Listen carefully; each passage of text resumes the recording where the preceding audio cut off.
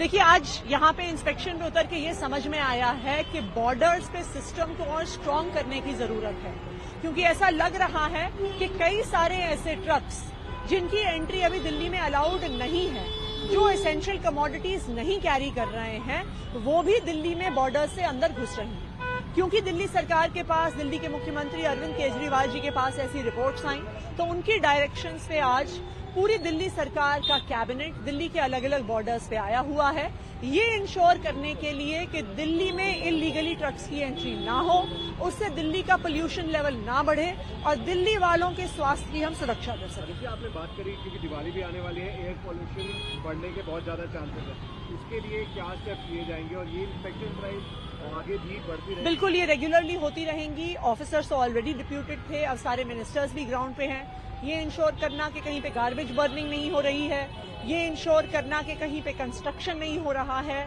अगर कहीं पे एसेंशियल सर्विसेज के लिए जैसे कंस्ट्रक्शन का काम चल रहा है तो प्रॉपर उसकी डस्ट नहीं उड़ रही है, पूरे साइट में स्मोक गन्स चल रही हैं, पानी का छिड़काव हो रहा है, ट्रक्स की इलीगल एंट्री तो नहीं हो रही। दिल्ली में जो भी सोर्सेज ऑफ पोल्यूशन हैं उन पे डेफिनेटली कंट्रोल करने का प्रयास किया जाएगा। देखिए, ये शिकायतें काफी दिनों से आ रही हैं कि ग्रैब के जो नियमों का पालन है वो सख्ती से नहीं कराया जा रहा।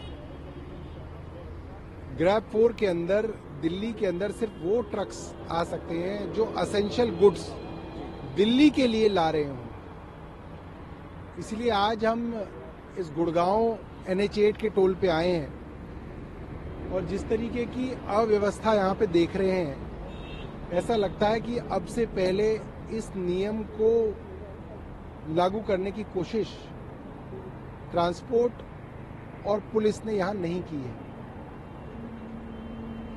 ज्यादातर ट्रक वालों को ये नहीं मालूम है कि दिल्ली के अंदर वो नहीं घुस सकते।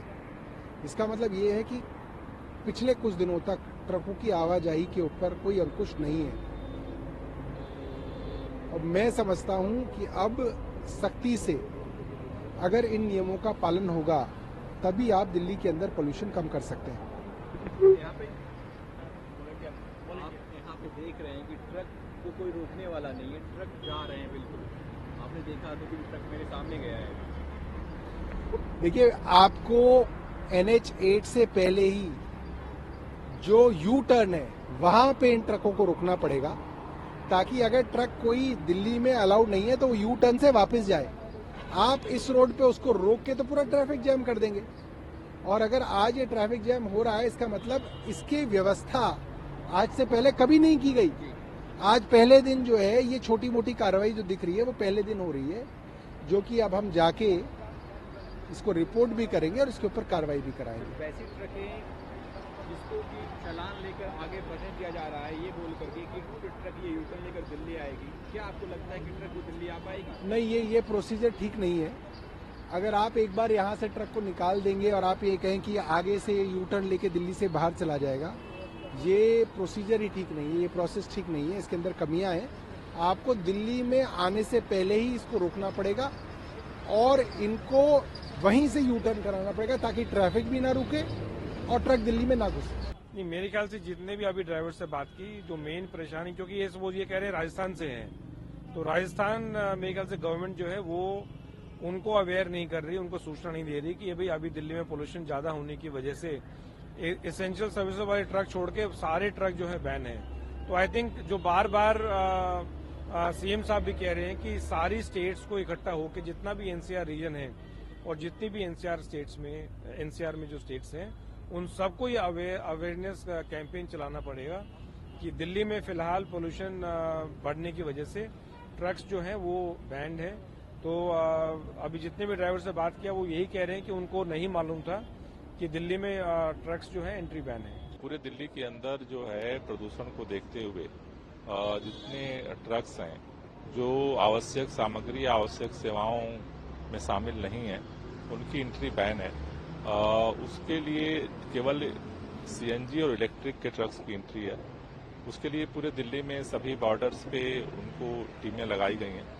आज हम यहाँ पर यही चेक करने आए हैं कि यहाँ पर कैसे उनको रोका जा रहा है और फिर वो वापस कहाँ जा रहे हैं। तो अभी यहाँ पर टीमें तो काम कर रही हैं और लगभग ये बता रहे हैं कि 200 से 250 ट्रक्स को जो है अब तक यहाँ से वापस कराया गया है। लेकिन यहाँ मैं देख रहा हूँ कि यहाँ से वापस करना पड़ रहा है। कल मैं दोबारा हरियाणा और यूपी सरकार को मैं दोबारा लिखूंगा पत्र कि जो एक्सटर्नल और वेस्टर्नल जो पेरिफेरल है, अगर वहीं से इनको चेक करके डाइवर्ट कर दिया जाए तो मेरे ख्याल से जो स्थिति यहाँ जाम की बन रही है और ये परेशान हो रहे हैं उनको थोड़ी राहत मिल जाएगी।